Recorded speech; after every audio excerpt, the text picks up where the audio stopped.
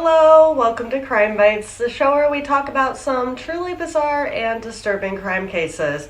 My name is Liz. Today is not True Crime Tuesday, it's Valentine's Day.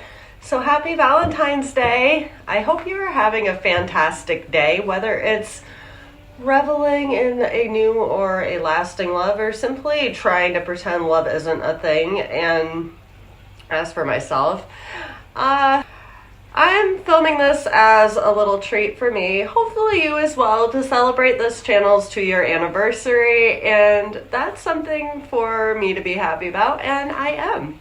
And I may or may not have plans tonight. That's kind of a lie. I have plans. I just don't know right now if they're with a man or with my couch.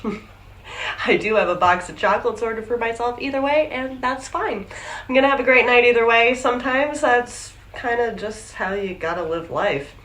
And an underlying theme of this channel, and really the true crime genre, if you will, in general, is who, if anyone, can you really trust? Many of us would like to think we could trust our parents, siblings, kids, or spouse. Others of you may be just cackling while I say those words. Believe me, I get that. Maybe a close friend, someone you could tell anything to and not be judged, or maybe trust looks different to you. Maybe it's someone you could trust with your safety, physical and or emotional, or someone who can keep your secrets, someone you can trust with money. Many of us want the whole darn package. I think we all could agree, though, that if we were to enter into a serious relationship or a marriage, we would want to be able to trust our spouse. I don't know how else to say that, or any romantic relationship, really. And I would say that in many cases, the longer a relationship lasts, the more trust is built. Even in bad ones, I guess, you can trust that something bad is going to happen. But ideally, trust is built over time and just gets stronger. We're going to talk about a couple today who comes from France, Gisèle and Dominique Pélicot. Gisèle Pélicot was born in 1952 in Germany to a French family, and her father was in the military. She lost her mother when she was only 9, but in spite of this, she remembers having just a really happy childhood. When she was 19, she met Dominique, and they fell in love fast. They got married in 1973 when they were both 21 years old. And they would go on to have 3 children together and move to Paris. And their second child, a girl named Caroline, described her father as a warm and present joy throughout her childhood. Dominique was an electrician and an estate agent. Over the years, he would attempt to start some businesses here and there, but none of them would actually end up taking off. Gisèle was a manager at a Paris electric company, and she had that job for 20 years. Dominique was seen as a very doting family man, and most people who knew them thought of them as really a perfect couple. It wasn't always smooth sailing for the couple. Gisèle had an affair in the mid-'80s with one of her colleagues, and it lasted for about 3 years, but in the end, the couple decided that they really loved each other and they were going to attempt to make it work, and they did. In 2010, Dominique was caught upskirting a woman, which is when you take a former camera and aim it up a woman's skirt and try and take a picture or video. Apparently, he was fined $100, and Gisèle never found out about it. And by November of 2011, Gisèle started noticing these symptoms. She was sleeping a bit too much for her liking, and she was working very hard still at her job, but over the weekends she found she could not get enough sleep, to the point where she was just drifting off and not remembering.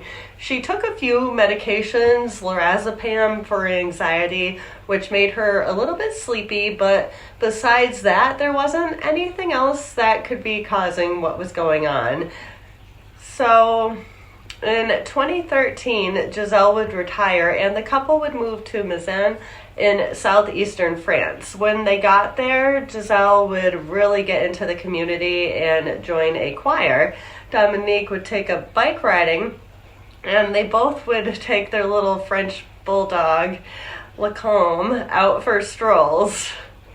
It's so cute. I love Frenchies. They bought just a beautiful house with a garden and a pool and settled into retirement, and it looked good for them. Gisèle would still be tired all the time though, even more so despite not working, and she would also start losing her hair, and she'd have memory loss that would become more and more frequent. She would start worrying that she could have possibly Alzheimer's or even a brain tumor, and she voiced these concerns to her doctors.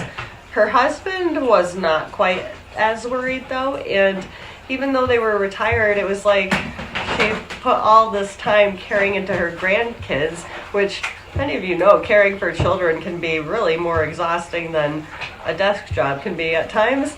So there was that, and they ran some tests though to be sure, and they didn't end up finding anything out of the ordinary. Yet things were to the extent that she would wake up with a haircut and not remember getting it. So she would even go back to the salon in this instance, and the lady would come and tell her she came in the day before, but hey buddy, she didn't remember it, and yeah, things like that. Scoot's here. And so the couple would carry on in Mizan until September 12th of 2020. And Dominique would be arrested again for snapping pictures of women's skirts at a supermarket. And when he is taken in, they found a camcorder, a camera, and some condoms in his backpack. He would say this is not usually his thing, although remember it was about 10 years ago, but it's not. He would say Gisèle was away for the month and it was making him go crazy and he couldn't really control himself. He would be released on bail after providing 2 more cell phones, a laptop, and some other equipment for them to conduct a more thorough investigation and see the extent of the problem, really. And this investigation would result in an arrest. And on November 2nd of 2020, both Gisèle and Dominique were put into separate rooms at the station and questioned. The police didn't quite know how to go about questioning Gisèle about the situation at hand, though, and they started by asking her about their sex life. They kind of move into questions about partner swapping, and this starts to confuse Gisèle because she knows her husband is in trouble for shooting pictures of women's skirts, but how does that make her a swinger and why is that relevant right now? So she says as much to the officer, and yes, her and Dominique are not perfect by any means, but at the end of the day, she is a one-man woman and he is a one-woman man, and instead of this clearing things up, it makes the atmosphere even more uncomfortable, and the officer just shows her a photograph at this point and asks her if she recognizes the people in it. At first, she recognizes her husband, and he is engaged with a woman sexually. It appears that she is unconscious, but the setting looks familiar because it's their bed, and she realizes that the woman is her. They show her another photograph, and it was another man raping her in her bed. Then another, and another. And finally, she had to ask them to stop. And she describes this as the moment her world fell apart. When she went home, she packed all of her important things into 2 suitcases. She took the dog and filed for divorce. And in a room down the hall, Dominique would freely admit to everything. He was arrested that day and charged with aggravated rape, drugging, and a list of charges that were involving violating the privacy of his wife, his daughter, and 2 of his daughters-in-law. Because in addition to files depicting abuse of his wife, he had other photos and videos of his daughter and 2 of his daughters-in-law, some sort of secret shower camera that he would use to make videos. I simply cannot. Let's go into some more of the disturbing aspects of today's case, and I'm going to introduce maybe a new fetish to you, somnophilia, where someone is aroused by someone who is unconscious. Somnophilia is, described as the marauding predatory type, in which erotic arousal and facilitation or attainment of orgasm are responsive to and dependent on intruding upon someone who is unable to respond. The condition subsequently involves the individual waking the unresponsive sexual partner after the act has been committed. Obviously, there are consensual ways to accomplish this, but I kind of think in many cases, part of the fun or enjoyment or whatever you will is the unconsensual part. Correct me if I'm wrong there, though. Dominique would claim that when the internet became popular, it triggered his perversions that were there in him from being raped as a child. He would state, we become perverted when we find something that gives us the means, and for him it was the internet. He was another one of those people where you really can't believe everything he says, though, and he would claim that he was raped at age 9 by a male nurse at a hospital when he had a head injury, but there were no male nurses working there at the time. But who knows? I mean, maybe someone else there said they were a nurse. I don't know. His brother would call him out and say that it was a lie, though, and that he was also lying about his father being extremely abusive to their mother. And I mean, if we're going to trust one of these brothers, I don't think I'm trusting the man who drugged and raped his wife for almost 10 years. Just saying.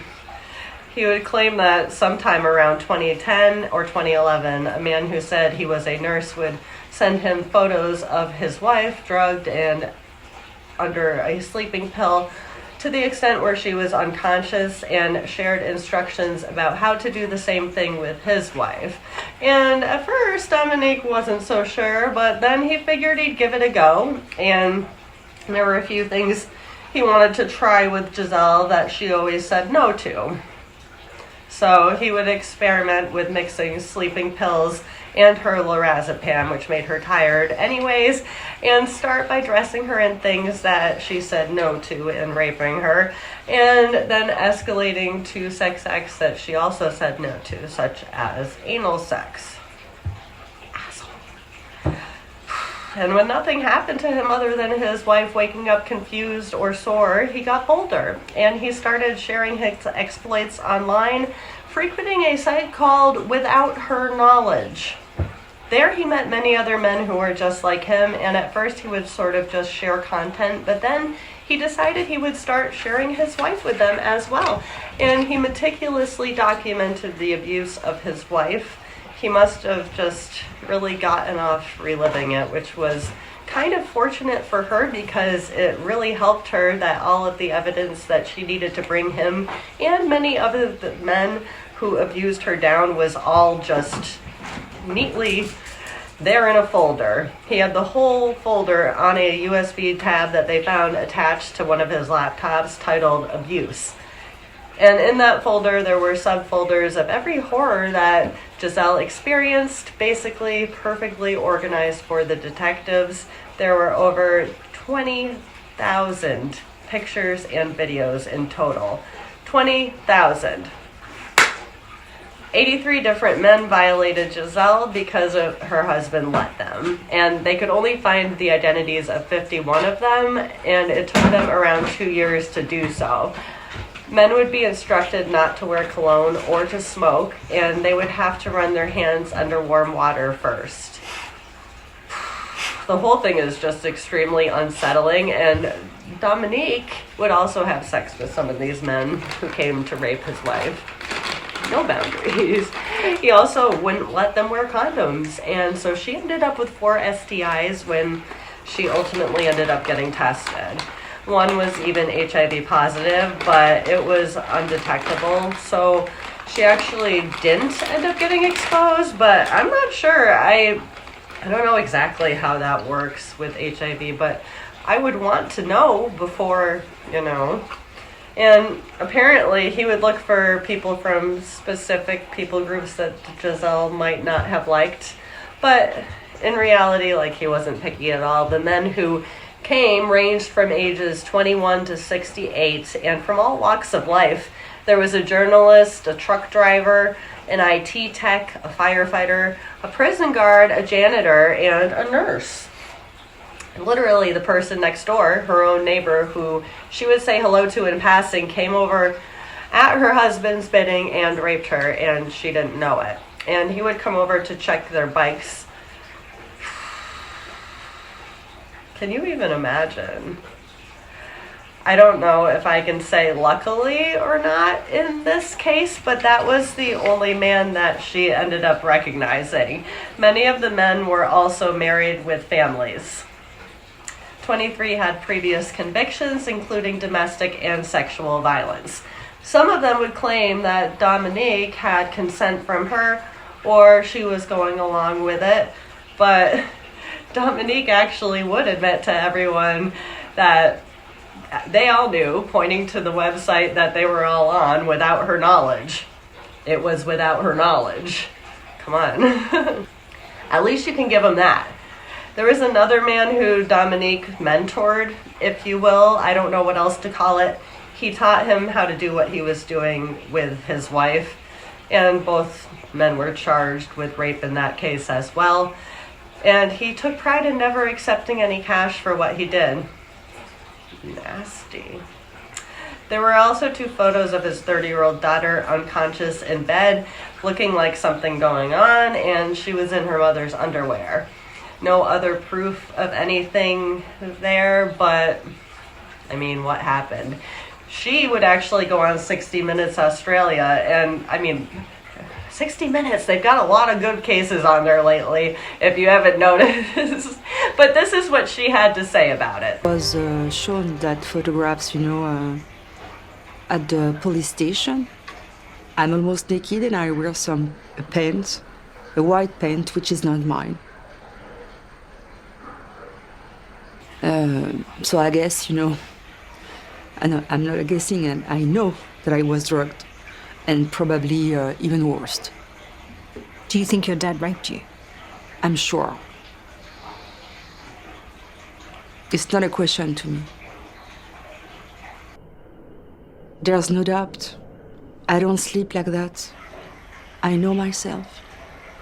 His daughter would say she grew up believing he was a great guy with morals and basically was crushed when she found out it was a lie.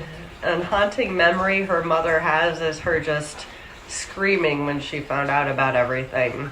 And it's insane because their children had a really close bond with both the victim and the perpetrator in this case. And obviously the children sided heavily with their mother. Their daughter Carolyn remembers that in 2015 she really started worrying more about her mother's health, and that would be really halfway into her almost decade of known abuse. This is how she feels about it now. It's a really difficult legacy. Do you hate him? A lot. A lot. I really hate him. For everything that he's done. To my mother, but also to me, and how many other women. Police believe he was trying to commit acts long before 2011, though, and in 1999 there was an attempted rape of a real estate agent where she was gagged and strangled, and they found some DNA at the scene back in 1999, but the police couldn't identify it. And in 2022, during this investigation, Dominique's DNA matched the sample from the crime scene. They brought him in for questioning again, and of course he denied it, and then he admitted it. He has not been charged because the statute of limitations has run out in that case, so it can't be reopened unless it can be linked to another unsolved crime. 8 years prior to that case, before a very similar crime occurred, but the victim, Sophie Nan, was both raped and murdered, and he denies having any involvement. And unfortunately, the DNA was not maintained. So without a confession, it will remain unsolved. In France, there are very strict laws about anonymity for victims of this type of abuse, and Gisèle waived every last one of them, and even allowed her trial to be public and have the media in there. She basically boldly refused to be a victim. And instead, she showed the spotlight of shame on the men who dared to violate her. And France, the entire world really, is standing behind her. This is what her daughter has to say. I'm proud of her. The decision she made. And we have to be grateful for that. Every woman, every victim, man or woman. During the trial, there were 5 judges, and they agreed to play footage if the person in question denied their actions. Dominique received 20 years in prison, and the public actually called for a greater sentence. Carolyn is satisfied, as it was the highest sentence possible. This clip describes her experience in court. There were some moments in there that you got up and you screamed at your dad. Yeah. Yeah. What? I had to express myself. And I just wanted to let him know that he will never be able to manipulate me again. To say it out loud. You lie. I know you're lying. What did he do? Nothing. He didn't get any empathy. He is really a pervert, a sexual pervert as such. She had to be so brave as well. Can you even imagine? The other men received 3 to 15 years each, and 17 of them have tried for appeals already. Dominique feels that the trial destroyed his life. If it never happened, he and Gisèle would still be carrying on, and they would still be happy. I can't say it with a straight or serious face. That is how he sees it, so I guess that's valid. That's his truth. This is how his daughter feels, though, about that. If you sat in front of your father, what would you say to him? You're gonna die alone. I don't love you anymore. And as for Gisèle, she has since moved far away from Gisèle. She visits a psychiatrist, but will not take any more medication because she isn't comfortable ingesting things like that anymore. She no longer feels tired anymore either, and she goes on some nice long walks. So that's great. And she isn't extremely optimistic about being able to rebuild her life, but it looks like she's starting to already, and it also looks like she has a very supportive and loving family behind her. So with time and with the kind of strength she has, I really think good things are in her future, and I hope that they are and that she finds peace. So let's get Scoop back here. Scoot-doo!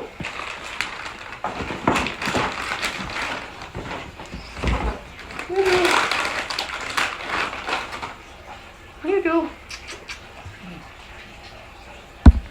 Yeah, Papa. All right. So, buddy, we're going to do today's real fact with Scoot Dog. All right. So, today's real fact is if you think you're being drugged, you should probably see a doctor. That sounds kind of crazy, but maybe not to someone. And maybe you do need to see a doctor. I mean, poor Gisèle tried, but she had no idea what could have even been happening to her. So maybe this case and talking about it brings some sort of awareness and might help someone else. And that's really part of why Gisèle chose to make it public, so that hopefully it could help more women in her situation and bring awareness to this issue. This is what she says about it.